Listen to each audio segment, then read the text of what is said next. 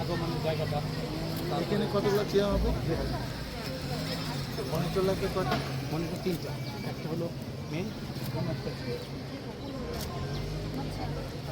Sound এটা কয় feet by কয় ফিট হবে? সাউন্ড এটা হচ্ছে স্যার 24 মানে আমাদের না 24টা হবে না,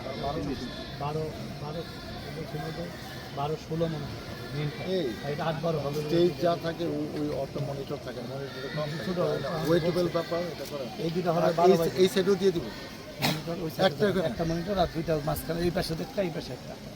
এটা কোন দিকে ফেস করে থাকবে? এটা এই সামনে এদিকে দিকে না, এই যে কর্নার এই থাকবে, একটু হালকা কর্নার থাকবে উত্তর পূর্ব, আর ওটা থাকবে একটু দক্ষিণ পূর্ব। এখানে বসবে অতিথিরা সবাই, এখানে বসবে আমন্ত্রিত অতিথি। আমি তো দেখি সেখান থেকে পয়সা ওই মনিটরে বেশি দেবো, সাইডে তাকাবে কেন? তো এখানে দেখলে ক্লিয়ার। যারা পিছনে থাকবে তারা যেন দেখতে পারে, একটু পিছনে দেবে, একটু বেশি পিছনে দেবে, একবার সামনে দিবে। সাউন্ড তাহলে এটা এইখানে দিয়ে দাও যাতে এই পাশে লোক দেখতে পারে। এই যে এটা হ্যাঁ, এই যে বাসটা এই আছে যে না, এই বাসটা এই বাসটা পূর্বে দিবে, এই এটা বাসটা দিয়ে দিয়ে যা যেন অ্যাঙ্গেল তার করে এইদিকে দিবা, পিছনের লোক যেন দেখতে পারে। এটা ফলো ম্যাডাম, করো, কয়টা পাশে বলে এটা বলে দাও। চলো মানে কয়টা পাশে করে এটা পিছনে হবে, এইটা মানে হ্যাঁ এটা পিছনে হবে, শোন এটা পিছনে, 4 নম্বরটা, হ্যাঁ 4 নম্বর, এটা 4 নম্বর, 5 নম্বর, এটা 10 বাই 6 দিলে এটা 12/5 আচ্ছা সুন্দর। আর 3টা স্টেজ আছে, এটা কাজ এখানে ভাই 3টা স্তরে, হ্যাঁ 3টা স্তরে আমরা মঞ্চ করছি। এখানে হলো বাচ্চারা পারফরমেন্স করবে, নাচ গান হবে, অতিথিদের ওখানে মনিটর রয়েছে, হ্যাঁ। এবং প্রথমে অতিথিবৃন্দের আপনার আসার পরে এখানে সোফা থাকবে, মানে প্রথমে 30 জন, একটা মনিটরটা থাকবে ওইটার উপরে, আপনার মনিটরটা নিচে হলে মাথা নিচে হবে, মনিটরের হাইট কত? মনিটর 4 ফিট, 4 ফিট থেকে 12 ফিট, 20 ফিট আছে।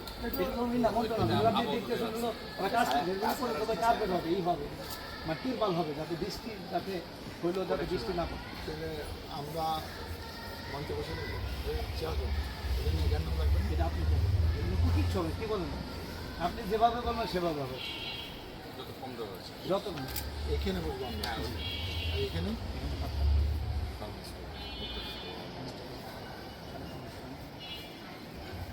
এরপরে স্টুডেন্টদের গান আছে, দায়িত্ব সমস্যা আছে গান কত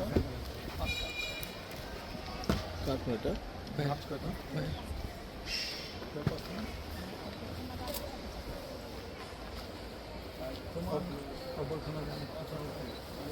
চারটা নাম আমাদের বাইরের চারটা নাম আছে।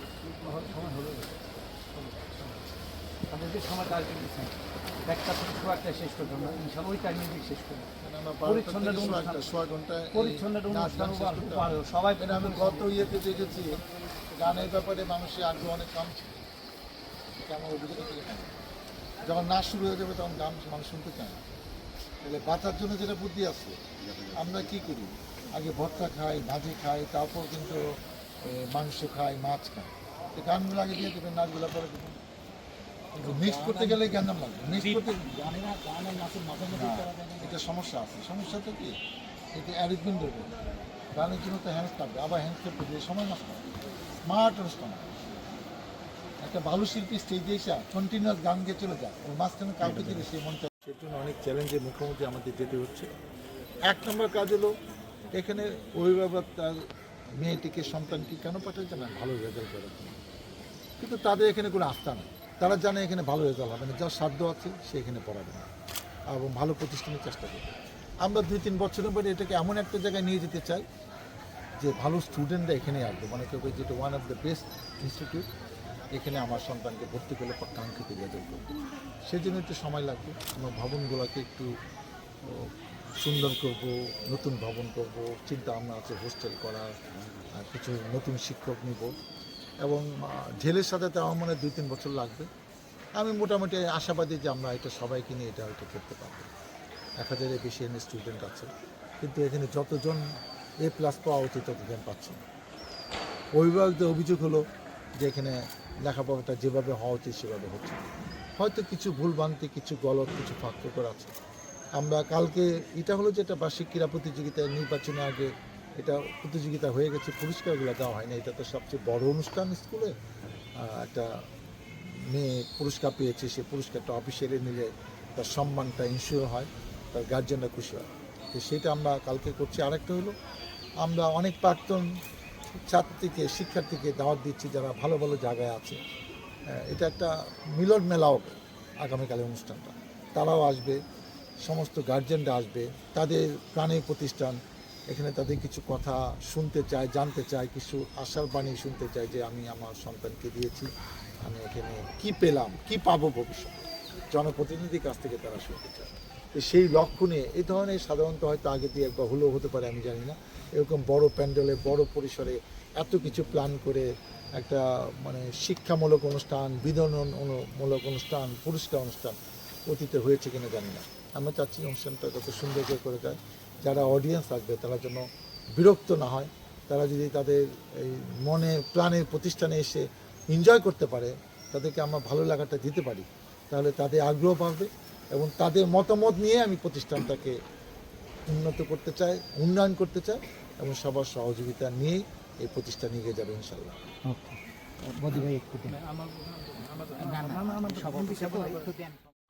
টাকা পাইতেন আমার বাসা বসে বিক্রি করে সবাই চলে আসবে, যারা পথ দিয়েছে তাদের আমি অনুরোধ এই বিষয়ে 10-15 মিনিট করে এই রাস্তায় যানজট করা যাবে না, আর এই মহিলা মা বলতে এত কষ্ট করা যাবে না। আপনারা দোয়া করেন আপনাদের জন্য। আমি এই তানিয়া আনছু আমাদের মহিলাদের নেতৃত্ব আছে, তারা যেন ভালো কিছু করতে পারে, আপনাদের সুবিধা অসুবিধা, গান অনুদান, রাস্তাঘাট, তারপর ঈদের সময় কিছু পর দিতে পারে, চা অনুদানের পয়সা আমরাও চেষ্টা করবো, আমরা আপনাদের পাশে মহান আল্লাহ আমাদের জন্য সেই করতে আল্লাহ।